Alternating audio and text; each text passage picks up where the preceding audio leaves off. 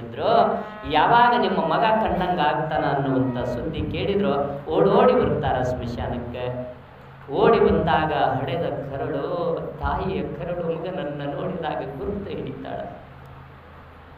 ದೂರದಿಂದ ಮಗನನ್ನು ನೋಡಿದ ಕೂಡಲೇ ಕರಳಿಗೆ ಗುರುತಾಗ್ತದ ತಾಯಿಯ ಕರಳು ಅಂತ, ಅದಕ್ಕೆ ಕರೀತಾರ ಪುಣ್ಯಾತ್ಮರೇ.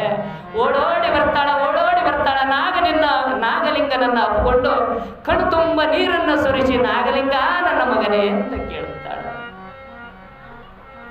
ಕಣ್ಣು ತುಂಬ ನೀರು ತಂದು ಮಗನನ್ನ ಕರೆದ್ರು ಕೂಡ ಮಗ ಕಣ್ಣು ತೆರೆಯಂಗಿಲ್ಲ, ತಾಯಿಯನ್ನ ನೋಡೋದಿಲ್ಲ. ಮೌನದಲ್ಲಿ ಕೂತಿರುವಂತ ನಾಗಲಿಂಗ, ಎಷ್ಟು ಮಾಡಿದ್ರು ಕೂಡ ನಾಗಲಿಂಗ ಕಣ್ಣು ತೆರೆಯಲಿಲ್ಲ. ತಾಸು 2 ತಾಸು ಕುಂತರು ತಂದೆ ತಾಯಿಗಳು, ಪ್ರಯೋಜನ ಆಗಲಿಲ್ಲ, ಮನೆಗೆ ಹೋಗುತ್ತಾರೆ.